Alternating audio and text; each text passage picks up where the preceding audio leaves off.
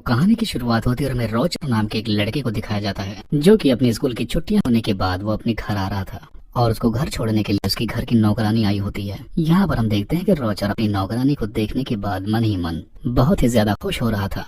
अब हम देखते हैं कि वो घर पहुंच जाने के बाद अपनी मॉम से मिलता है, लेकिन उसकी मॉम की नजर उसकी गीले पैंट पर पड़ जाती है। दरअसल यहाँ पर हम जान पाते हैं कि रोचर ने अपनी नौकरानी को देखते हुए अपनी पैंट को गीला कर लिया था, जिसको उसकी मॉम देख लेती हैं। अब अपने घर के अंदर जब वो आता है तब वहाँ पर वो अपनी सिस्टर से भी मिलता है, जिसके बाद उसकी सिस्टर उसे अपना घर और जंगल घुमाने के लिए लेकर जाने लगती है। अब जब वो जंगल में जाता है तभी उसकी वही नौकरानी उसे फिर से मिल जाती है। जब वहाँ पर भी नौकरानी को इमरजेंसी लग जाती है तब वो वहाँ से भागने लगता है, लेकिन तभी भागते हुए उसका पैर फिसल जाता है और वो नीचे गिरता है। तभी उसे पता चलता है कि जंगल से किसी और की भी आवाज आ रही है और जब उस आवाज की तरफ और पास जाकर देखता है तब पता चलता है उसे कि उसके घर की नौकरानी किसी और आदमी के साथ वहाँ पर रोमांस कर रही है। और ऐसा देखकर रोजर फौरन अपने घर पर आ जाता है। अब जब वो अपने घर के कमरे में होता है तभी उसे फिर से आवाज सुनाई देने लगती है। अब जब वो अपने दरवाजे से बाहर देखता है तभी उसकी नौकरानी उसे दिखाई देती है, जो कि अपने रूम से आधी ही बाहर निकली होती है और वहाँ भी कोई उसके साथ इंटीमेट हो रहा होता है। अब जब ये अपनी बहन के साथ सोने लगता है तब उसकी बहन उसे बताती है कि हमारे घर में जो आंटी रहती है वो अभी तक वर्जिन है। अब अगली सुबह उसकी सिस्टर फिर से उसे जंगल घुमाने के लिए लेकर जाने लगती है। तब उसकी नजर वहाँ पर पड़ती है जहाँ पर उसके घर की नौकरानियां नहाने के लिए आया करती हैं और तभी वहाँ पर एक एक करके उसके घर के नौकर भी आने लगते हैं और इन तीनों नौकरों को देखने के बाद यहाँ के नौकरानियां अजीब अजीब इशारे भी करने लगती हैं।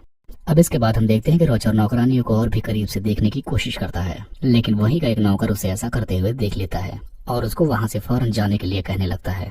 तभी उसे वहाँ पर उसकी सिस्टर मिल जाती है, जो कि उससे पूछती है कि अब तक तुम कहाँ गायब हो गए थे। अब इसके बाद उसकी सिस्टर उसे पास ही की चर्च में लेकर जाती है और उसको वहाँ से चर्च की छत पर लेकर जाती है और वहाँ पहुँचने के बाद वो दोनों देखते हैं कि वहाँ पर रोचर की आंटी आई हैं, जो कि चर्च के फादर से कहती हैं कि जब से हमारे घर में रोचर आया है तभी से मैं उसे पसंद करने लगी हूँ और मेरा बस दिल कहता है कि मैं उसके साथ अपनी हर रात गुजारूं। अब जब रोचर को ये बात पता चलती है तब वो बहुत ही हैरान हो जाता है। अब वो उसकी आंटी को बहुत ही करीब से देखने की कोशिश करता है ताकि वो उसे अच्छे से देख सके। तभी वहीं पर वो चर्च के फादर के पास गिरकर उल्टा लटक जाता है। तब वहाँ पर चर्च के फादर उसे पकड़ लेते हैं और उसकी शिकायत उसकी मदर से करते हैं। तब उसकी मदर पूछती है कि आखिर इसकी सजा क्या होनी चाहिए। तब फादर कहते हैं कि इसे पीछे से 100 बार मारा जाए और ये सब कुछ उसकी नौकरानी और सिस्टर देख रही होती है।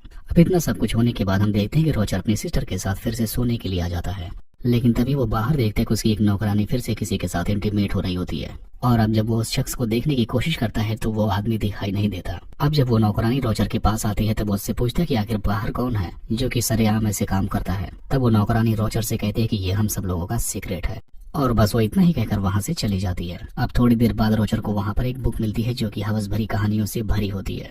तब रोचर उस कहानी को छिपकर पढ़ रहा होता है तभी वहाँ पर उसकी एक नौकरानी भी आ जाती है, जो कि मुर्गियों को दाना डालने के लिए आई होती है, लेकिन उसी वक्त वहाँ पर एक नौकर आकर उसे अंदर से लॉक कर देता है और उस नौकरानी के पीछे से जाकर उसके साथ इंटीमेट होने लगता है। अब अगले दिन हम देखते हैं कि रोचर एक नौकरानी को अपने कमरे में बुलवाता है और उसे वहाँ पर टच करने की कोशिश करता है, लेकिन तभी वहाँ पर दूसरी नौकरानी भी आने लगती है, जिसे देखने के बाद रोचर वहाँ से भाग निकलता है। अब यहाँ पर भी रोचर को कुछ नहीं मिलता, जिसके बाद वो घर जाता है। तभी उसे रास्ते में एक नौकरानी मिलती है जिस पर पीछे से वो हमला कर देता है। अब वो नौकरानी पहले तो उसे मना करती है, लेकिन फिर बाद में वो भी मान जाती है। अब अगले दिन घर के सारे मर्द किसी काम से बाहर चले जाते हैं, तब इसका फायदा रोचर उठाता है।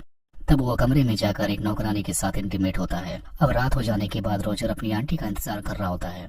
अब काफी रात गुजरने के बाद उसकी आंटी आ भी जाती हैं और यहाँ पर ये दोनों बहुत सारी बातें करने लगते हैं। फिर वो उससे कहता है कि तुम अभी तक वर्जिन हो और इसमें मैं तुम्हारी मदद कर सकता हूँ, लेकिन यहाँ पर पहले तो उसकी आंटी रोचर को मना करती हैं, लेकिन उसके फोर्स करने के बाद वो मान जाती हैं, जिसके बाद आज रात ये दोनों यहीं पर इंटीमेट होने लगते हैं। अब कुछ देर बाद वहाँ पर हेलन नाम की नौकरानी आती है, तभी रोचर उसे पकड़ लेता है और यहाँ पर उसके साथ भी इंटीमेट हो जाता है। अब अगले दिन हम देखते हैं कि रोचर अपनी हवस मिटाने के लिए अस्तबल में जाता है, जहाँ पर रोचर एलिसा को सेड्यूस करने लगता है और यहाँ पर वो इसके साथ भी फिजिकल रिलेशन बना लेता है। अब यहाँ पर हमें पता चलता है कि रोचर ने अपने घर की किसी भी लेडी को नहीं छोड़ा है।